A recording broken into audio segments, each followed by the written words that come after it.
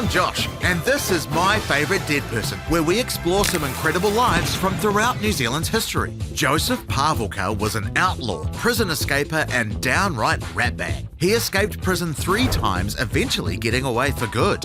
While his escaping made him notorious, we definitely don't condone the silly things he did. Joseph Pawelka was a criminal and he was in prison. He escaped 3 times from prison. Yeah, it was a big story that he got out of jail 3 times. Tell me about the first time he escaped. The first time he escaped jail, he stood on 2 buckets and jumped over a wall, and then he stole a bicycle to get away. He stole a bicycle. A child's one, and just go. With like training wheels on it still. Yeah, and then he rings his bell. Goes, watch out, I'm stealing more stuff. Bring, bring, bring, bring. Where do you think he got the buckets from? They might be there for water or something. His toilet. Oh, a toilet bucket. How would you escape from prison? If I had a shovel, I would dig a hole. Dig a hole. I think if I was going to escape from jail, I'd disguise myself as a bed. I can plank for ages. So, I'll just lie down and put the sheets on me, and then when they think there's no one in the jail, they're like, there's no one in here. They open the door, and then I'd run out. Oh, smart. Yeah, I'm known for my smartness, I think. The second time he escaped, the policeman forgot to lock the doors. I forgot to close the door. He escaped because the police officer, he forgot to lock the door, so he just went out. Is closing doors and locking them important in a jail? Yes. Because then, all the prisoners will escape. And then they could just make more crime. You could say that jailer had one job, which was to close the door. But he didn't do it. 5 days later, he was found in a cow shed. He was hiding in a cow shed, and strangely enough, it was the same police officer who didn't lock the door, and he found him. If you had to hide from the police, where would you hide? I'd say I would hide in a bush. Find a cow costume and pretend to be a cow, then hide in the cow shed. Okay, what happens when the farmer comes to get milk?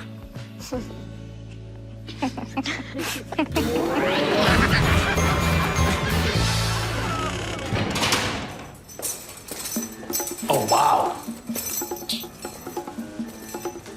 He just left that completely open. Hey, listen up. I reckon we can break out of here. I'm gonna get my mum to send me a cake with a file in it. I just need to find a way of getting a message to my mum. But then we'll be free and we'll have cake. It's the perfect plan. It's a good plan, except... No! It won't work. I'm gluten-free. But wait, the blanket. We can turn the blanket into a rope. We'll throw it out the window, we'll climb on down, and before you know it, we'll be free. Yeah, but also we're on the ground floor and there's no windows. Man, this place would really be nicer with some windows. Why don't they do that? I've got it. We should get a poster. Yes, a poster. Behind it, we can dig a little tunnel, just a little bit every night while the guards are asleep. Before you know it, we'll be through, and then we will be Mexico bound. Mexico? Yeah. That's on the other side of the Pacific Ocean. Yes. But also, we can... It's brilliant. Oh, we're gonna need a poster. We're gonna need spoons. We're gonna need lots of spoons. Oh, you don't happen to have a Spanish to English dictionary, do you? No. That's fine. We'll work that out later. Look, you can do whatever you want. I'm just gonna leave. Oh, we can... Oh, my... You're right. We can... The doors. We can just... I got the spoons, Joseph! Fool. Should've listened to me. I'm gonna be out of here in 10 to 15 months' time.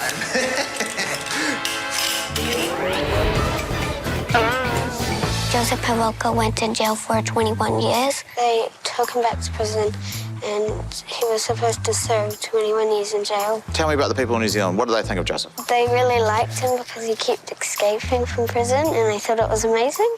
Everyone thought it was, unfair for Joseph to be in jail for 21 years. The people of New Zealand thought that 21 years was too long. So they asked the government to lessen the time for him to be in jail. Do you think Joseph would have liked prisons? No, that's probably why he That's why he escaped. keeps escaping.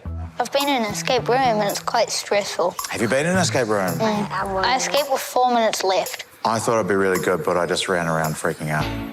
It wasn't very helpful. And then there was a thing on the wall that I thought could move. It couldn't move. I ripped it off the wall.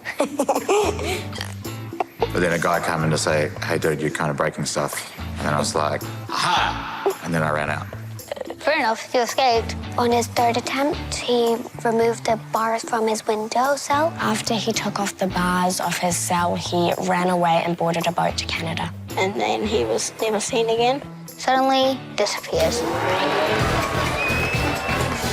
There seem to be some gaps in your CV. You trained as a butcher for 12 years, then absolutely nothing. I mean, what have you been doing? Oh, I did a bit of travelling in New Zealand. Well, like backpacking, youth hosteling? Yeah, something like that. It was a bit longer of a stint than hostels, but it was definitely cleaner. What do you see yourself doing in 5 years' time? Not being in prison. What a strange answer. What are your hobbies? Escaping? Escape rooms, that sort of thing. Well, there was a room and I had to escape from it. What other skills do you have? I'm pretty good at removing things from people's houses. Like house clearance. You're a removal man. Yeah, something like that. And you're involved in community work? Well, there was a group of armed civilians that would go out and they'd try to find me because I had a price on my head. And that really brought the town together.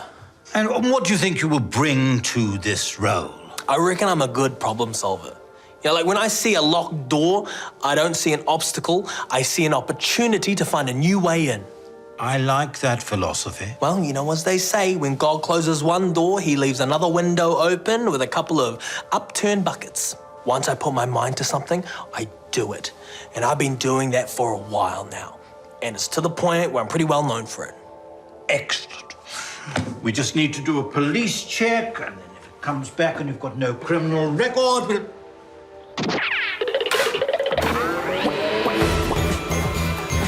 So do you guys think you'd be good at escaping? Yes. Yeah.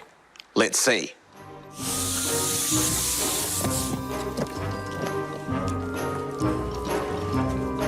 Wait!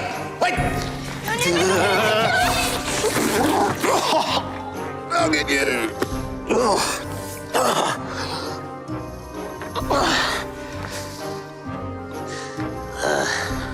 Too old.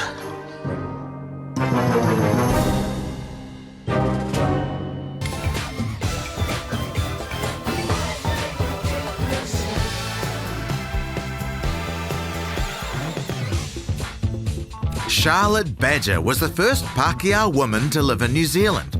She was also a pirate who organised a mutiny and helped steal an entire ship. A busy outlaw who still found time to be a mum. Charlotte Badger lived in London and she was a pickpocket. Who knows what a pickpocket is?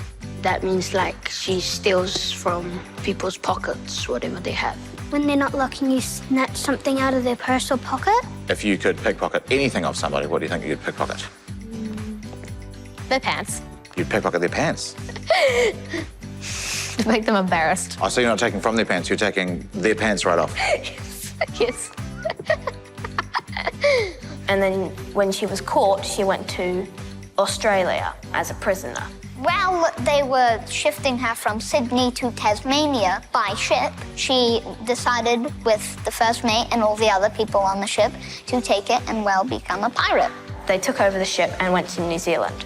And on the way to New Zealand, they stole from other ships, so she really was a stealer. She stole lots of things. So who can tell me what a mutiny is? It's where the crew takes over the ship from the captain. Yeah, it's a bit like if everyone in the school took over the school from the principal. Yeah. What would you change if you guys were in charge? Free lunch orders. Slides and swings. We don't have any slides or swings. Only the genius have have a it. playground. This is great, this is how it starts. More slides and swings. More slides and swings. More slides and swings. More slides and swings. Mutiny! Mutiny! Mutiny! Mutiny! Mutiny! Mutiny! Oh, man. What up, guys? it's your girl Charlotte Badger, aka Charlie B, aka Charlie the Pirate. Today I'm going to teach you how I learned to steal a ship. Best thing about stealing a ship, no keys. All you need is a good breeze and some moral flexibility. The first thing you'll need to do is get yourself onto a ship. I got arrested for stealing and sent to Australia. You can do it differently, whatever you like. Make it your own. Then what you want to do is use your influence to get the crew to listen to you. Luckily, I'm a beautiful woman myself, but not everyone can be this gorgeous. Now, this next step gets a bit messy. You have to beat the living daylights out of the captain. And voila, the ship is yours. Before we go, I'd like to thank my sponsors, Steve's Planks and Miscellaneous Mutiny Supplies. Let the captains walk and do the talking with Steve's Planks. Next time, I'll show you how to board and ransack an unarmed ship just trying to cross the Tasman Sea. Bye! Did you know when Charlotte was heading to New Zealand, she also had a daughter with her? She had a kid? It'd be hard to be a pirate and a mum. Yeah. Why do you think it would be hard to be a pirate and a mum? I guess your children would always be at risk. She can't really steer the boat and play with her at the same time. Exactly. Sarah, I've got to steal the boat, please. Put your Lego down. Sarah, I've got to feed this guy to the sharks. Come on, please, put the Lego down. Do you think your mum would make a good pirate? My mum would make an awful pirate. She's too nice. She doesn't like water. Okay. She doesn't like getting caught by the police. Yeah. She was the first Pākehā woman to live in New Zealand. Because now we have lots of Pākehā women. I mean, they're like all in school and everything, everywhere. When she got to New Zealand, she made friends with local Māori, but after a while, they discovered that she had been stealing from them and even kidnapping some people, so they turned against her, and she went to America and was never seen again. Also, I file invoices, complete tax returns, and I'm assigned fire warden for my department, so you could say my job is even a bit dangerous. Thank you, Mr. Robinson. Thank you. Now we're going to hear from Alice Badger's mum, Charlotte.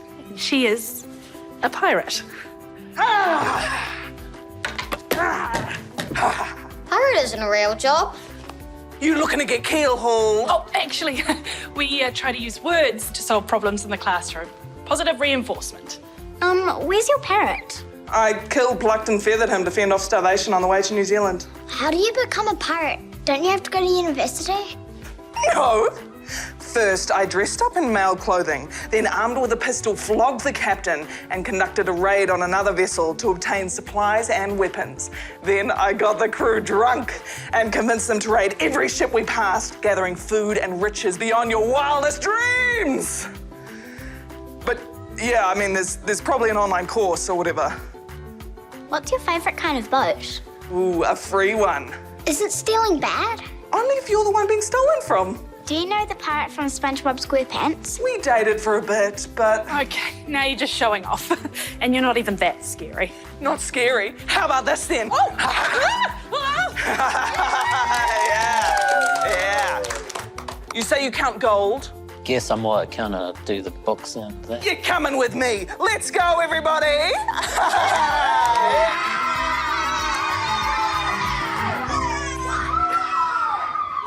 This is going on all your permanent records!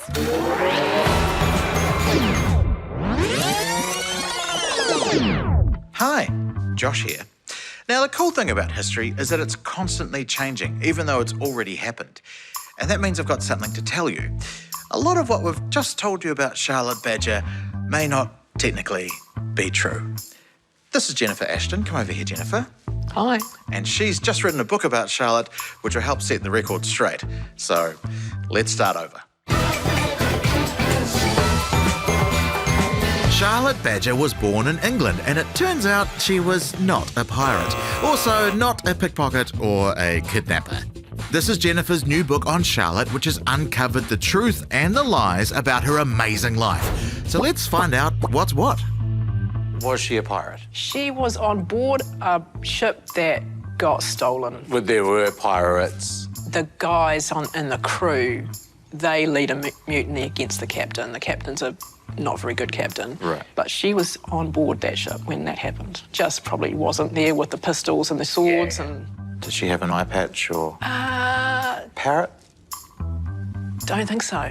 Charlotte Badger was a pickpocket in London, right? She was a convict, but she wasn't a pickpocket. She actually broke into someone's house and stole a pile of money. Did she have a daughter? She did have a daughter. She had an infant daughter, so maybe about 2 or 3 years old. She comes across to New Zealand, and she's one of the first Pākehā women to be in New Zealand? That's right, yeah. Right. So there's another woman on board as well called Catherine Haggerty. Mm-hmm. As far as we know, the first Pākehā woman to actually live amongst Māori. Yeah. And she kidnapped them, some of them stole from them? Actually, you were kind of like dependent on Māori, like they were in charge, and you had to kind of live by their rules, and you didn't really have enough power to kind of overwhelm them and kidnap them and take them anywhere, really. Huh. Yeah. Okay. That's embarrassing. We did a whole thing about it, kidnapping people, so... You're not the first people to think. There's a lot of history books out there that say that she was a pirate. So how does that fact become the fiction that we know now? There's this guy called Louis Beck, and he's kind of a journalist. He's a bit of a story writer. He kind of starts the idea that maybe her and Catherine Haggerty were more involved than they might have been. And then in the 1930s, there's another version of the story that gets published in the newspaper. She's like got the pistol in her hand, and she's like really leading the whole thing. So that version of what happened to her kind of just gets repeated and repeated and repeated, and it turns up in history books. So what does Charlotte's story teach us about history? I think it teaches us that history can be a bit like being a detective. The thing about Charlotte Badger's story is it's like a story within a story within a story. And that's sort of how history happens sometimes. And sometimes our idea of what happened changes because we find out new things, or we find a new document and what we thought happened maybe didn't happen. Like, that's the really fun bit. You know, if you think of yourself as a historical detective, that's what can make history a lot of fun.